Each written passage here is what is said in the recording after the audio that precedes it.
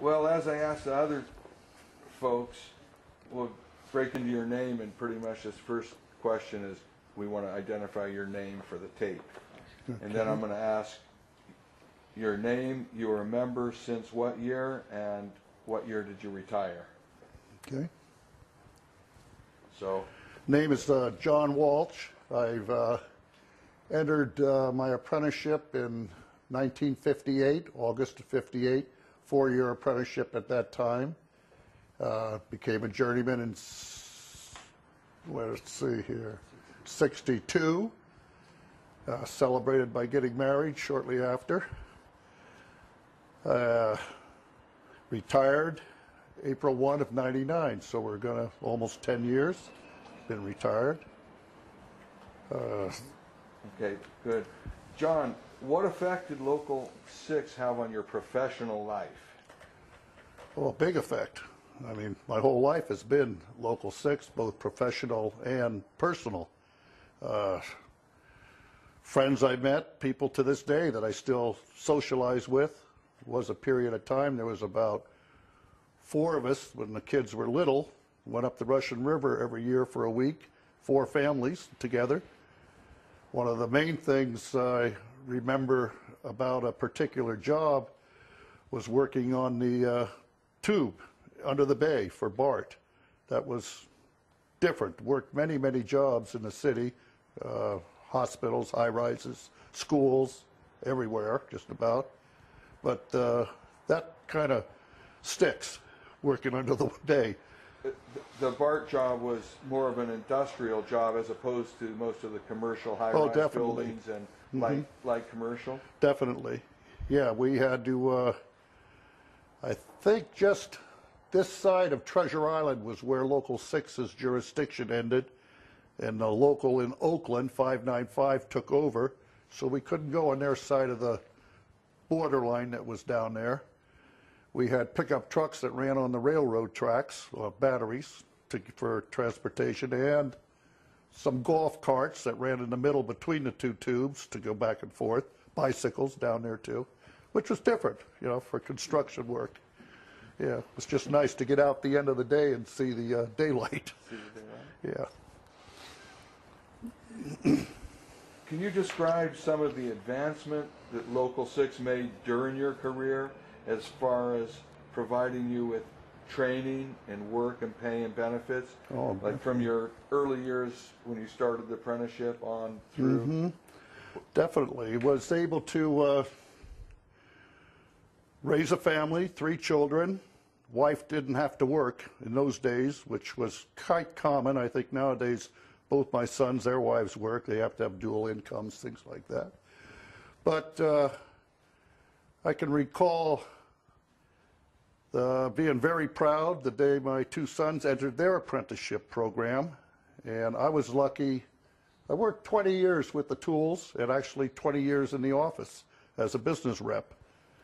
And I was very lucky in that position to be able to see my sons finish their apprenticeship and turn out. I was a member of the Health and Welfare Trustee, Labor Management Committee, negotiations, things of that nature, representing members. So I was kind of involved with that end of it. Charlie Phone, which was mentioned, was business manager when I first started. Then we had Bill Reedy for a short time. He went to work for the industry. And then Franz Glenn for, I guess, the next probably 30 years. So he was there a long time. In fact, he appointed me to the office job. And it's kind of directed my whole life, really, you know, even to different functions, conventions, things of that nature. Both my sons have been in almost 20 years now, and they've never lost a day's work. One of them is a union contractor here in the city. My daughter wasn't an electrician, but she works for the trust fund office today. So there's a lot of different connections and a lot of family hookups. I hadn't mentioned my dad, who learned his trade in Ireland. He was an electrician, came here in the early 30s, worked here, retired from Local 6. And I grew up, as Warren mentioned, in a union household, which kind of stuck with me, I guess. And with my kids too, even though one of them's a contractor and employer, he's said this is where his blood is, you know, in the union. How familiar are you with Local 6's history? And do you have any recollections of the history before you got in the trade through hearing stories of very much co-workers and that? Very much so. It was quite a, almost a ritual sometimes that friends of my dad's who were electricians, they'd come by on Saturdays and sit in the kitchen, have a beer, maybe a shot, something like that, talk over the old days. And him being from Ireland, a lot of these people were of Irish descent, but there was all kinds. And I remember that well. I remember Charles Phone, the business manager, was on the Board of Education. And that's how we ended up with the Union Hall that today is at 55 Fillmore Street, because it was school property. And some connection there, we was able to buy it. So recall that. But before, I believe before you got in the trade, one of the big industries in the San Francisco area was, aside from the American Can Company, was the breweries. There were 5 or 6 breweries. Yes. And was that before your time? And do you remember anything particular from people telling you what sort of industry was that? Was it a giant industry, it was a huge. small industry? It was huge. There's probably 5 breweries. I think my dad worked on the Hams Brewery, which none of these are here today. I myself was able to work at Lucky Lager, which is down off of 3rd Street. It's no longer there. It's a housing development now. But a lot of electricians were permanent jobs. They were in there as maintenance people. They took care of the conveyor belts, the work. If there was a major job to be done, they'd probably hire an outside contractor to come in and do the construction. But then the employees of the brewery, electricians from Local 6, all of them, would maintain the equipment.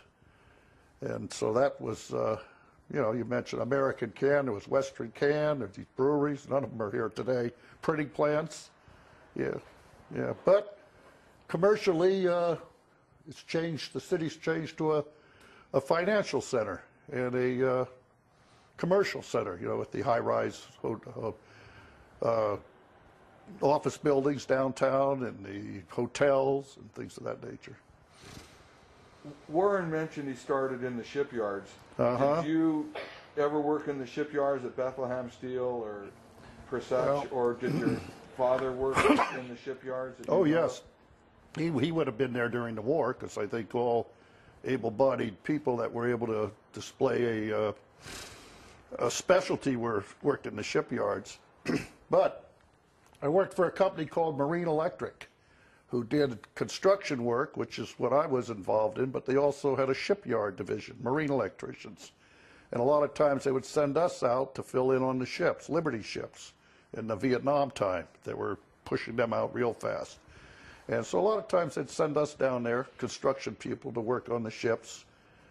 And after I got out of high school here, Polytechnic here in the city, I joined the Navy, and I was an electrician in the Navy. I became a second-class petty officer, electrician mate, so I had some background in the Marine end of it, which helped in that part, that respect. But that was it. It was just, I was never sent out as a Marine electrician, but I did work on ships. That's interesting. I was unaware of any tie like that. Yeah. You could get into the yards like that. Mm-hmm. Okay.